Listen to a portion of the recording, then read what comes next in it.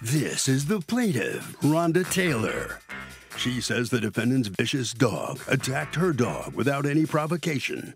And now she has a mountain of vet bills to pay. That's right, the defendant was totally at fault. She didn't control her dangerous dog, and she's suing her here and now for the $10,000 she says she's owed. This is the defendant, Sandra. She says she feels awful about what happened to the plaintiff's dog, but she fails to mention this attack was all the plaintiff's fault. What the plaintiff didn't say was her dog was not on a leash. All of this could have been avoided if she followed the rules of owning a dog, and she's not giving this woman a penny more than she already has. She's accused of refusing to accept responsibility. All parties, please raise your right hand. People's Court is now in session. The Honorable Judge Marilyn Milian is presiding. Litigants have been sworn, Your Honor. Thank you, Douglas. You're welcome, Your Honor. Okay, Ms. Taylor, you are suing Ms. Sandra for $10,000 in future vet bills, medical care, pain and suffering because of an attack that happened. Tell me what happened. Yes, my daughter and I were taking groceries out of the car. My daughter we had already placed the groceries inside a pulley. My daughter once she pulled the car up, she had taken Chloe and put her down. What kind of dog is Chloe? Chloe is a teacup Yorkshire. She's 11 and a half years old.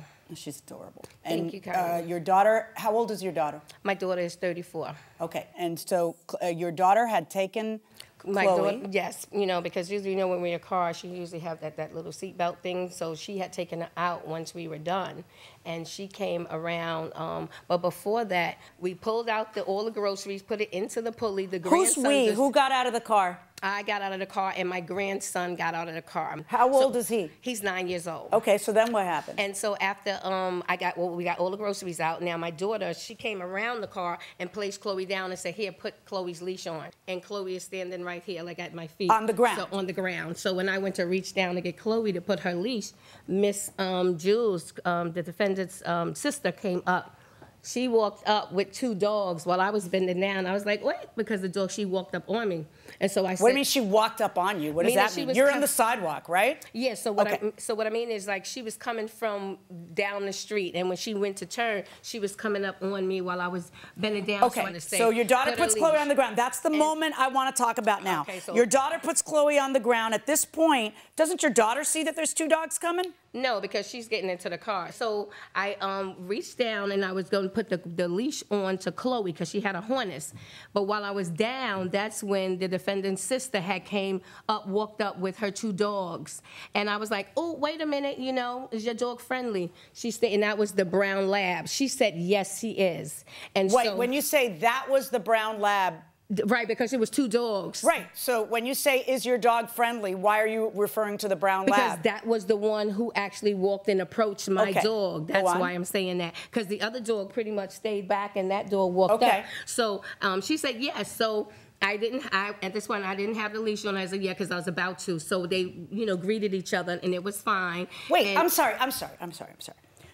You're supposedly leaning down like you're doing in my courtroom to put the leash on her. Right. And then you decide not to because the dogs are being friendly? It wasn't a decision to decide not to. It happened so fast, I didn't get a chance to because she But you're right there, and the dogs are coming. Why don't you just scoop she's basically a telephone. Why don't you just scoop her up? That's right. I could have scooped her up. But at that moment, it was so quick, I had to, so what happens? I was trying to protect her. What happened? So they greeted, and then they greeted. How did they greet? They just came up. He came out to just kind of like sniff her, Right. How long were they sniffing each other? This was like a second or two, really quick. Right. How long does it take to put on a leash or pick up the dog? It doesn't take that long to put on a leash either. So what really happens is two dog owners think, it looks like a good idea. Let's let them sniff each other.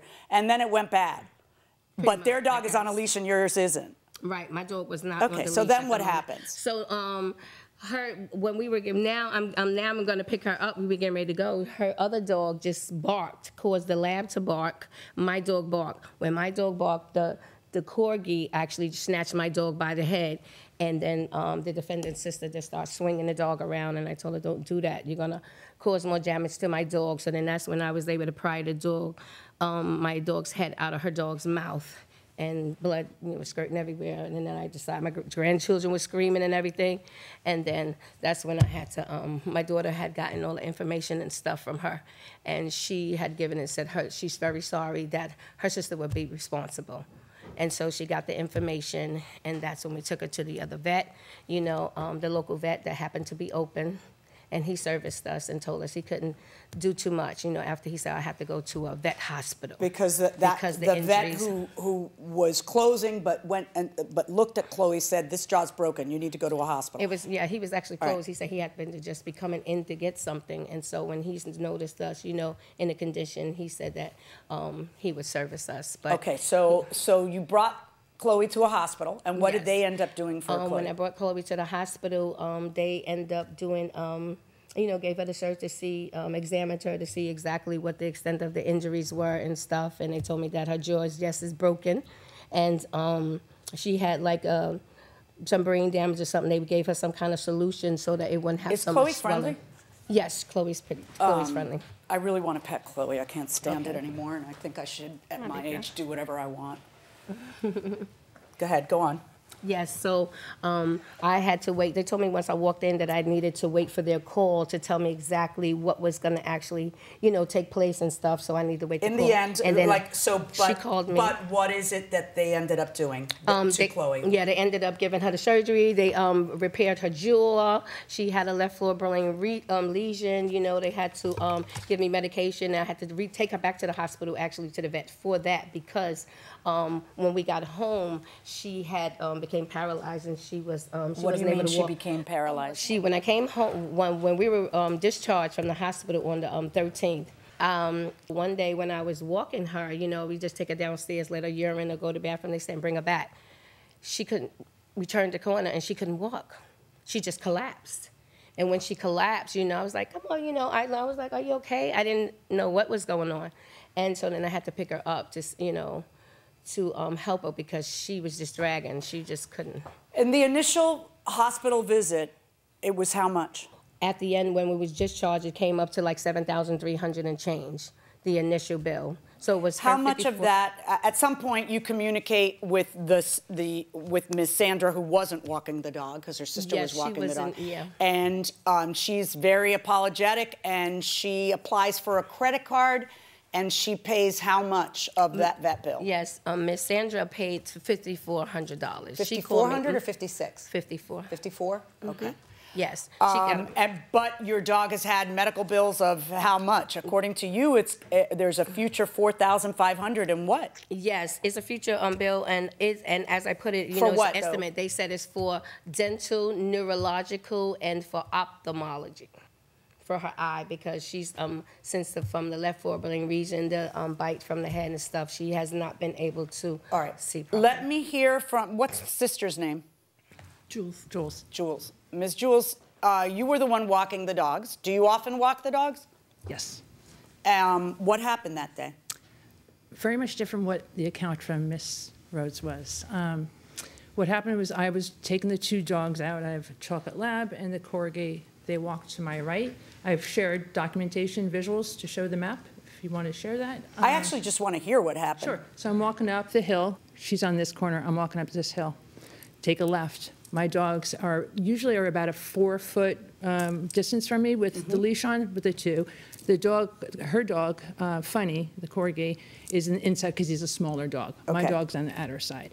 We take a left to that corner, and complete blind spot there because there's some bricks. And from my experience of it, I walked directly into Mrs. Rhodes that was sitting on this a brick, like, a thing here. It's like decorative on buildings. I don't know what you call it, like a stoop of sort that goes around the building.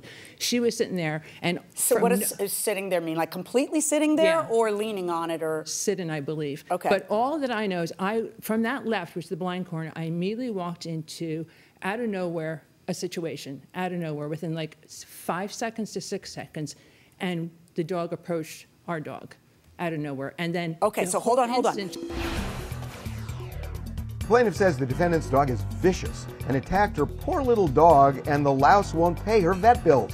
Now, the defendant says the plaintiff's dog was off leash and the attack was her fault. Let's listen. So when you turn the corner, according to you, you see her sitting? All I see, because she was in that location, I did not actually see her. All I see is nothing other than 2 dogs. Okay, so then how do you see her sitting beforehand?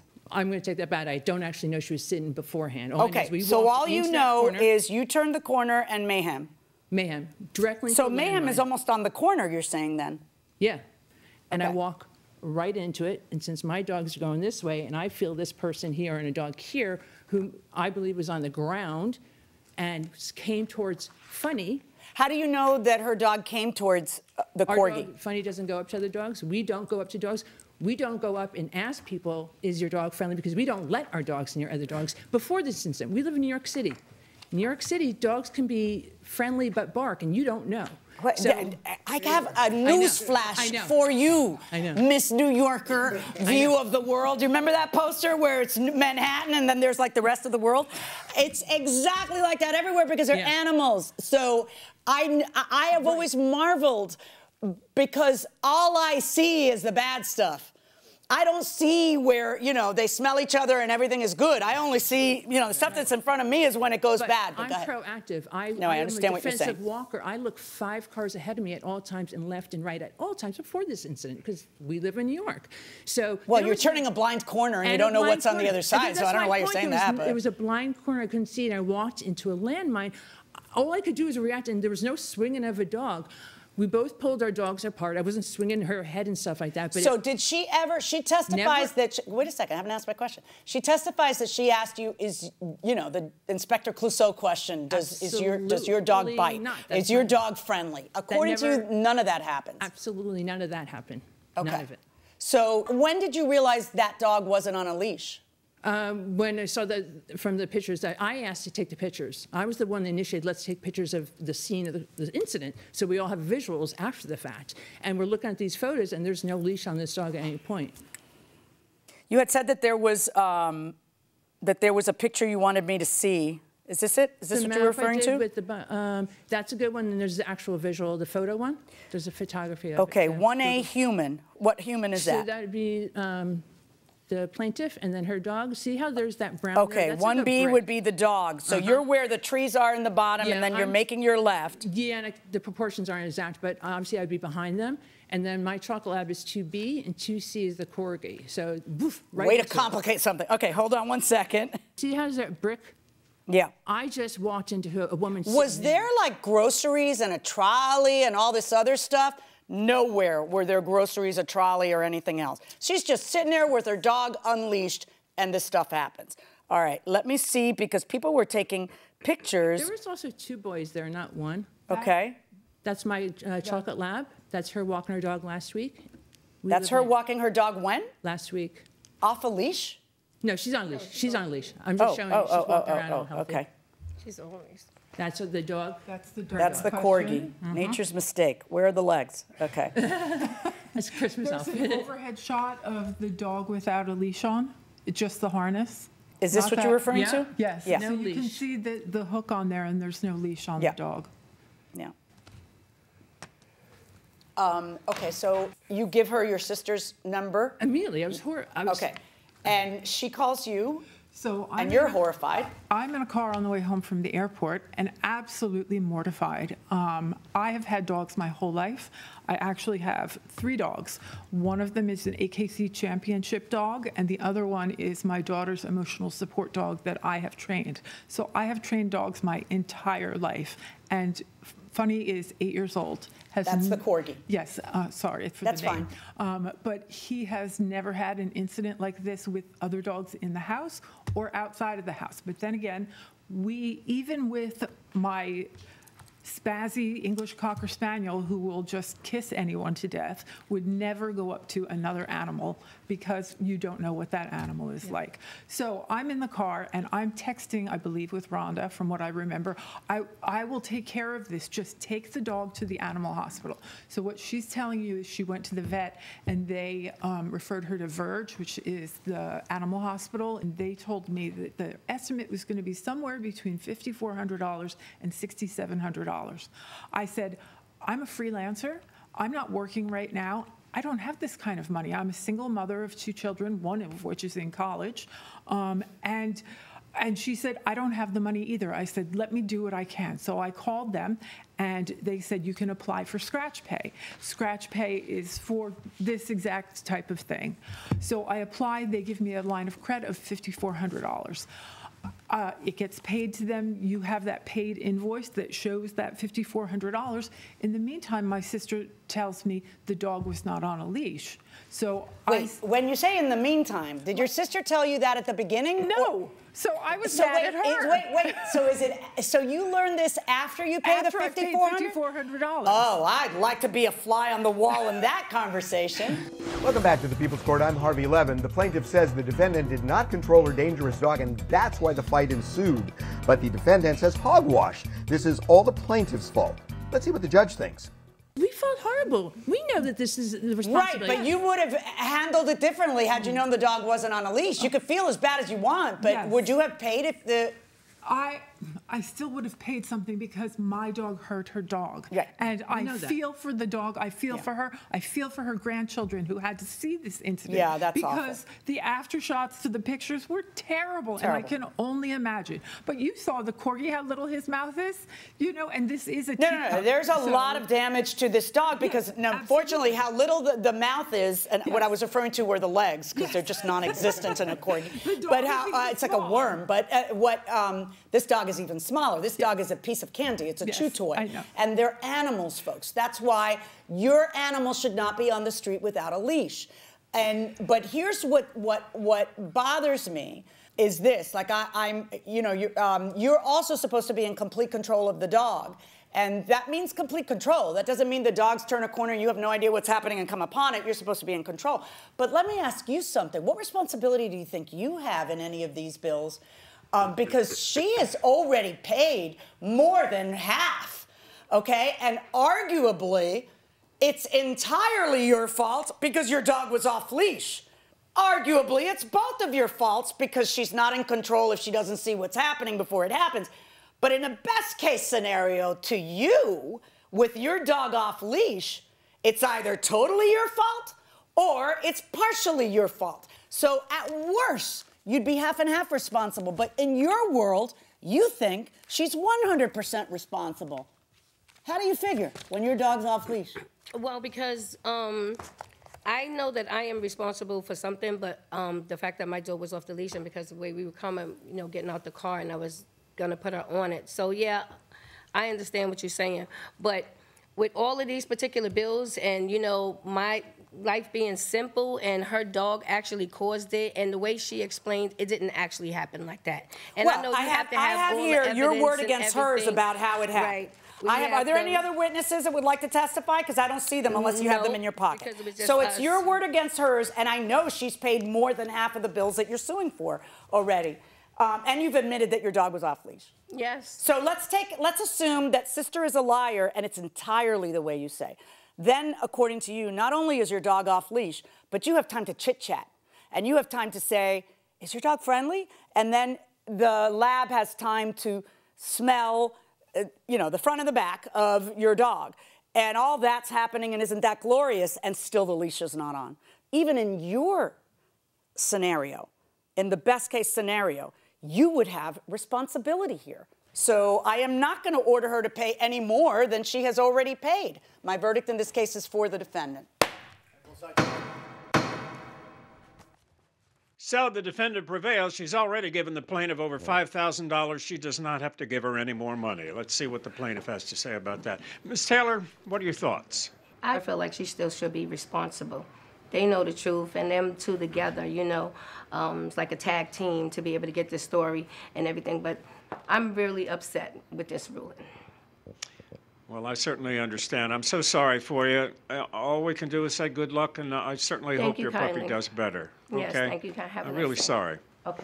All right, so the defendant does not have to give any more money to the plaintiff. Let's see what Sandra has to say about it. Sandra, I know you're sorry for her, but I'm sure you feel relieved, right?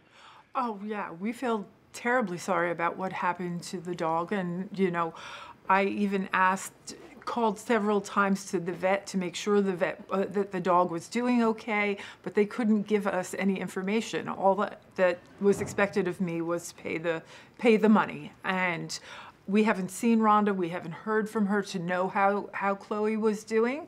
So I'm glad that she's alive. I'm sorry for any damage that's been done to her, but she was not on a leash, and her story doesn't really jive with what my sister says is the truth. So I feel like I've given as much as I can. All right. Well, you certainly did give a substantial amount of money, so Yes. no question about that. All right, listen, thank you very much. You're off the hook for any more, okay? Thank you very much. Thank you. Have a good day. You're very welcome. Okay. Harvey, your thoughts? So, Doug, this is a case of comparative negligence, and that is key. Most states, I think only 4 states have a different system, but comparative negligence means that both parties can be somewhat at fault, and then you have to look at the percentage of fault on each side and what the damages were, and then you only give the damages based on the percentage of fault by the other party. If that makes sense, I hope it does. What is the first thing you would buy if you won $1 billion lottery jackpot? Okay. It's a long catalog, I know. I want to say a really altruistic answer, like a car for everyone I've ever worked World with. You know? peace. But, all right, so what would I buy for myself? I think I would buy an airplane because I find air travel so difficult. Oh my God, how decadent of you. Yeah. An airplane. An airplane. Well, it's $1 billion. I can afford an airplane. It'd be a drop in the bucket with $1 billion, right? Yeah. Interesting. What about you? Well, I think the first thing I would do to right a wrong from my childhood would be to get that Crayola box with 64 crayons and the sharpener in it, right? Because I always had the crappy little 8 crayon thing or the not really Crayola thing from Kmart that wasn't really quite Crayola and maybe had a few crayons.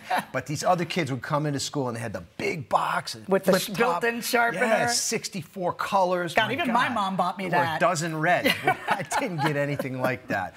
But after I got the Crayola crayon box, maybe a 1961 Ferrari GT250 short wheelbase, something like vintage sports car.